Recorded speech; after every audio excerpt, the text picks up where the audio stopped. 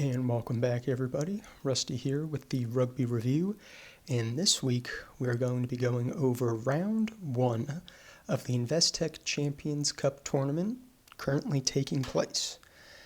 Now, what I wanted to start off by doing is taking a moment to give everyone an understanding of what teams were selected to participate in this tournament, really quickly how they were selected, and the format of the tournament itself. So with that being said, team selection-wise, every team that is playing in the Champions Cup comes from either the URC, the United Rugby Championship, the Gallagher Premiership in England, or the Prem, or the top 14 in France. Now, teams are selected based off how they finished and the seeding they finished with in the 2024-2025 season. So every team in one of these 3 rugby leagues on the screen here, they had to finish in the top 8. So teams ranked 1 through 8 at the end of the season, they were automatically qualified to participate in the Champions Cup for the 2025-2026 season. Now, how this tournament is structured is very similar to the World Cup. So there's 8 teams that come from the URC, the Prem, and the top 14. So we have 24 teams total.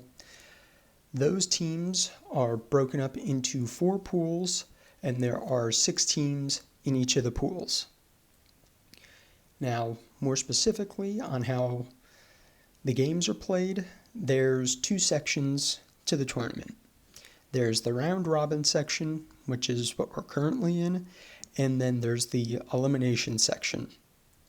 So during the round robin section, each team will play 4 games, which will establish a seeding within their pool, and based off the seeding that the teams get after the round robin section will determine whether they play in the Champions Cup elimination tournament or get knocked down to the Challenge Cup elimination tournament. So after the 4 games of the round robin section, there will be a elimination section in which 16 teams will be competing in a single elimination tournament, winner go home, and they will be, the 16 teams will be playing each other to be the final champion of the Investec Cup. So what that looks like a little specifically with this slide is 4 pools. Each of the 6 teams plays 4 games, and after those 4 games, each team will have a seeding.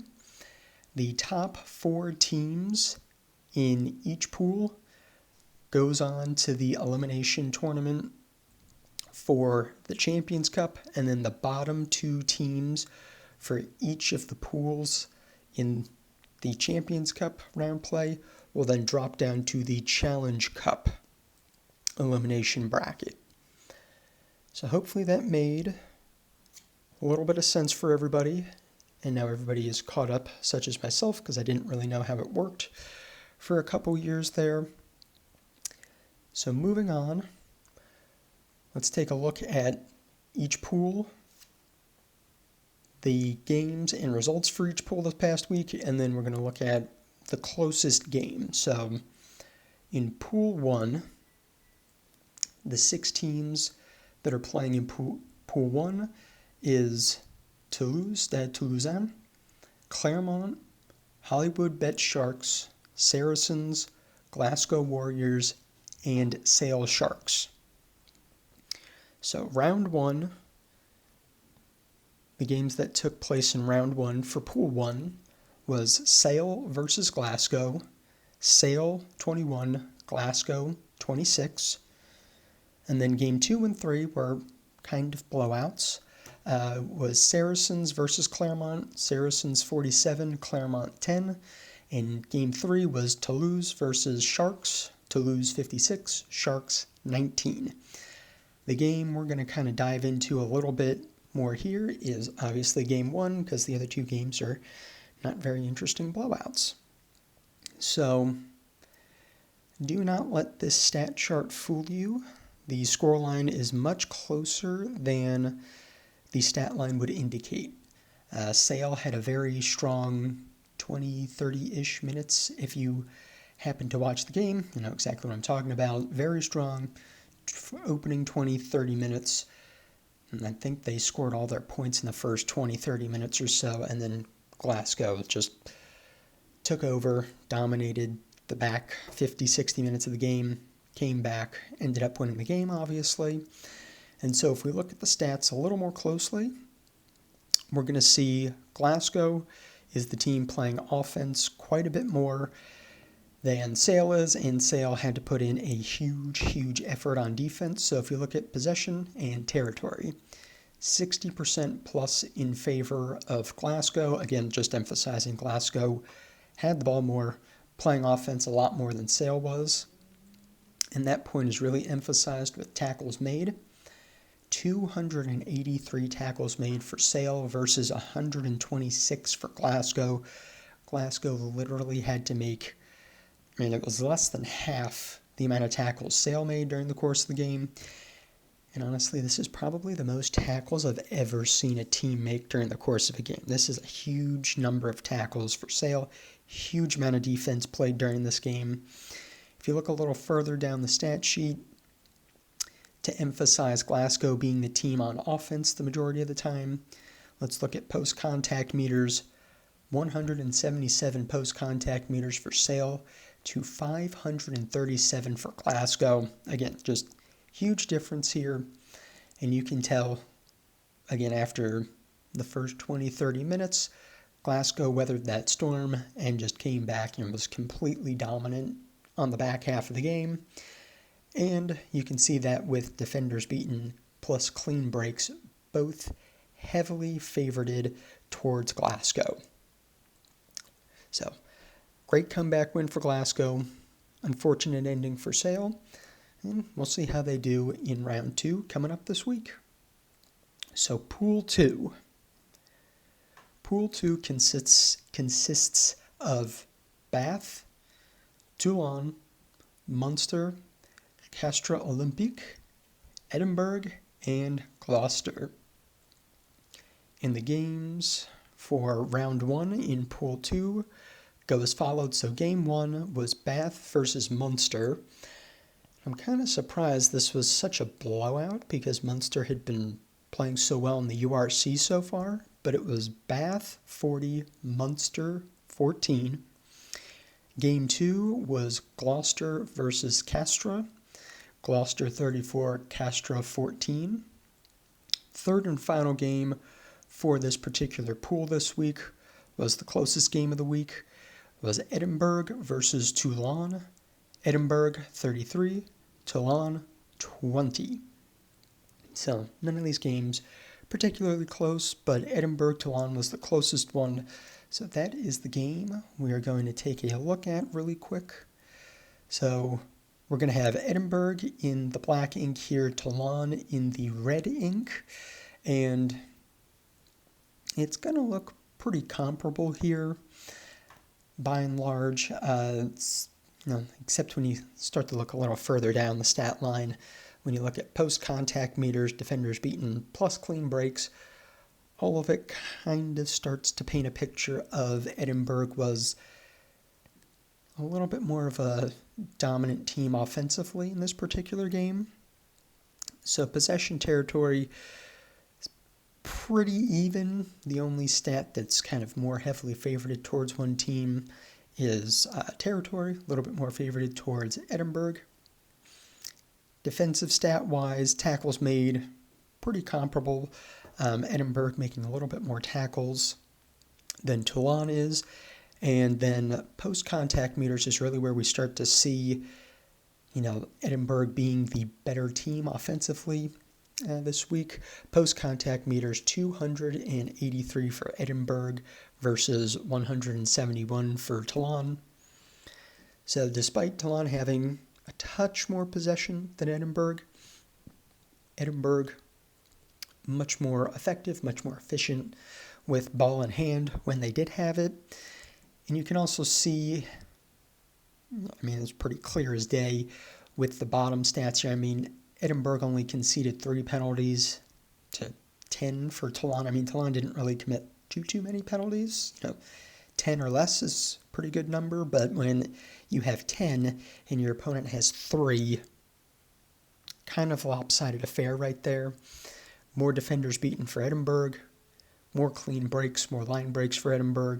Again, despite having slightly less ball than Toulon, the fact that Edinburgh has more meters made, less penalties, more defenders beaten, more clean breaks, proves Edinburgh just better team offensively and did well enough defensively to keep Toulon from scoring too much. Next pool, Pool 3, consists of Leinster, Leicester, Harlequins, Stade Rochelet, Aravon, Bayonnais, and DHL Stormers.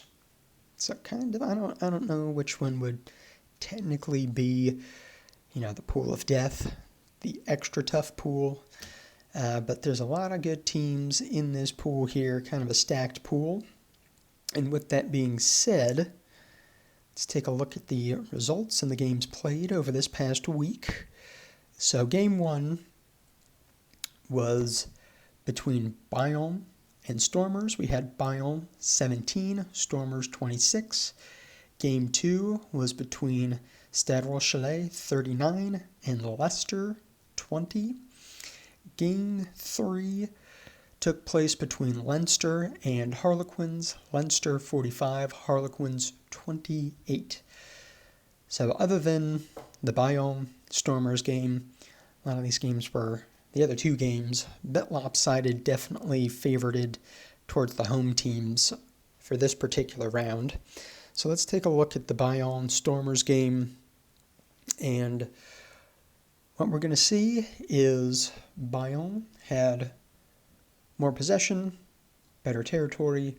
Stormers had to put in a bit more of an effort defensively, but just like all year in the URC, Stormers have been very, very strong on defense, which has allowed them to be very efficient and effective offensively. So if you look at possession, and territory, both favoring Bayonne 53-47 for both. And then look at the tackles made stat. Again, this is just showing and emphasizing Bayonne was the team playing offense a little bit more.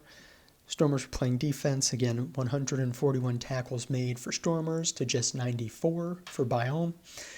But to hammer home the point of efficient offense for Stormers, post-contact meters, 176 for Bayonne, 206 for Stormers. So despite less ball and playing more defense, when Stormers had possession of the ball on offense, they were much more effective with it, and you can definitely see that if you look all the way down at the bottom, clean breaks. 7 clean breaks, 7 line breaks, 7 fast break opportunities for Stormers to just 1 for Bayonne, which, again, emphasizes the point. Stormers were very effective and efficient offensively and played a very strong game defensively, which they've been doing all year in the URC, so not really a surprise to see that one there.